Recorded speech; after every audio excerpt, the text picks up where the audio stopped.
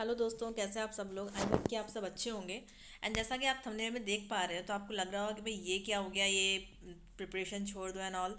तो वो सब मैंने इसलिए थंबनेल ऐसा बनाया है क्योंकि कई सारे ऐसे कमेंट्स आते हैं। बहुत से ऐसे ज्ञानी लोग हैं, ऐसे स्टूडेंट्स हैं जो बार बार कमेंट में ये करते हैं ये एग्ज़ाम तो होगा ही नहीं, high court LDC and group D का एग्ज़ाम होगा ही नहीं, क्योंकि हाई कोर्ट की सारी अथॉरिटीज़ तो उन्हीं के पास है। इसलिए वो ये बार बार कमेंट में लिख के सेंड करते हैं। तो एक रिक्वेस्ट है मेरी पहले तो आप सबसे, जो इस तरह के कमेंट कर रहे हैं कि एग्ज़ाम होगा ही नहीं, ये कैंसिल होगा, कि मुझे एक तो ये चीज़ क्लियर कीजिए प्लीज़ कि आपका कोई पर्सनल कांटेक्ट है क्या हाई कोर्ट में। कि हो सकता है कमेटी आपको पर्सनली कॉल करके बताती होगी कि भाई हाँ जी ऐसा है कि हम अभी एग्ज़ाम कैंसिल कर रहे हैं, समथिंग आपको इन्फॉर्मेशन देती हो, तभी आप इतना कॉन्फिडेंटली बोलते हैं। ठीक है। और अगर ऐसा नहीं है ना तो प्लीज़ आप अदर्स को मिसगाइड करना बंद कीजिए। ठीक है। जो प्रिपरेशन कर रहे हैं आप उनको डबल माइंड करते हो इस तरह के फालतू उन चीज़ों से। आप सबके पास माइंड है। आप मुझे एक चीज़ बताइए कि आपको क्या लगता है, आपने पटवारी का एग्जाम्पल देखा, लग रहा था पता नहीं कब होगा एग्ज़ाम, जो इतना स्लो चलती है हमारे राजस्थान की वैकेंसीज, इसमें कोई झूठ तो है नहीं। फिर वो एग्ज़ाम हो गया ना, कैंसिल हुआ क्या, नहीं हुआ। तो high court LDC and group D में आप कैसे ये कमिट कर देते हैं कि भाई एग्ज़ाम कैंसिल हो जाएगा। आपको कॉल करके बताते हैं क्या हाई कोर्ट से कि एग्ज़ाम कैंसिल होने वाला है। एग्ज़ाम डिले हो रहा है, वो चीज़ ठीक है, वहाँ से कुछ क्लैरिफिकेशन नहीं आ रहा है, वो चीज़ भी ठीक है।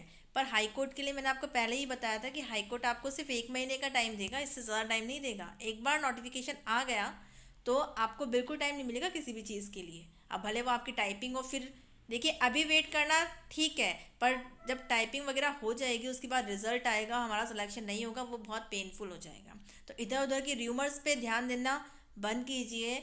Rajasthan high court LDC and group D का एग्ज़ाम कैसे भी कैंसिल नहीं होगा। थोड़ा सोचने की बात है, कंपटीशन एग्ज़ाम आप दे रहे हैं, उन्हें रिक्वायरमेंट है इसलिए उन्होंने वैकेंसी निकाली है।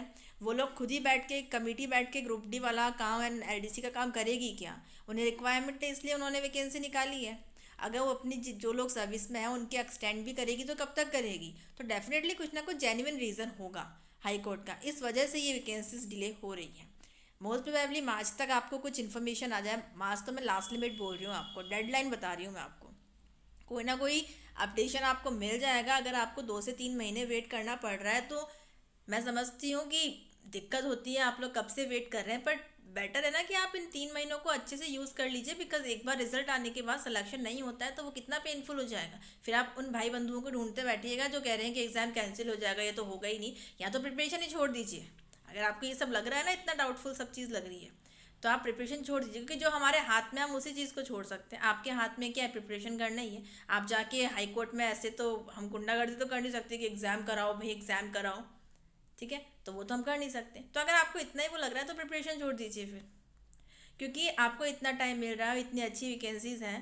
तो थोड़ा सा पेशेंस रख के अगर आप प्रिपरेशन कर रहे हैं ना, तो इसमें कोई पागलपंती नहीं है, इतना आपने वेट किया है।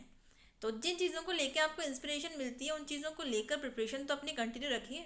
अगर आपकी एलडीसी के एग्ज़ाम की प्रिपरेशन अच्छी हो गई है, बहुत अच्छी हो गई है, तो वेल एंड गुड है कि आप टाइपिंग स्टार्ट करें, कि टाइपिंग ही आपको डुबोएगी। इनकेस अगर सिलेक्शन रुकता है ना तो टाइपिंग की वजह से ही रुकेगा, क्योंकि वो बिल्कुल उलट पलट कर देती है। मैंने आपको कई बार कहा है कि आप अपनी जो आरपीएससी वाला जो एलडीसी होता है और एक हाई कोर्ट का जो एलडीसी, मतलब आरएसएम एसएसबी का जो एलडीसी हुआ था, ठीक है, उसकी पहले वाली टाइपिंग और बाद में भी जो टाइपिंग हुई थी और एलडीसी की टाइपिंग आप कंपेयर कर लीजिए, ज़मीन आसमान का अंतर है। और ये आपको एग्जामिनेशन हॉल में पता चलेगा। वैसे मैं आपको गाइड कर सकती हूँ, अपना एक्सपीरियंस शेयर कर सकती हूँ। आप में से ऐसे लोग तो कमेंट ना ही करें जो बोल रहे हैं एग्जाम कैंसिल होगा। अरे आपको नहीं पढ़ना है मत पढ़िए, दूसरों की प्रिपरेशन को क्यों आप डिस्टर्ब कर रहे हैं बाबा इस तरह का गाइडेंस देके। या तो आपके हाथ में कुछ है तो आप एग्ज़ाम करवा दीजिए जाके। तो इस तरह का ज्ञान मत दीजिए। ज्ञान आज के टाइम में हर किसी के पास है। इंडिया के अंदर ज्ञान ही फ्री में मिलता है। आप हर किसी से पूछने बैठेंगे तो कोई ना कोई अपना ओपिनियन देगा। तो बेटर है कि र्यूमर्स पे ध्यान नहीं दें, अपनी प्रिपरेशन, चाहे आप ग्रुप डी के लिए प्रिपरेशन कर रहे हो या आप एलडीसी के लिए प्रिपरेशन कर रहे हो, तो प्रिपरेशन पे फोकस कीजिए।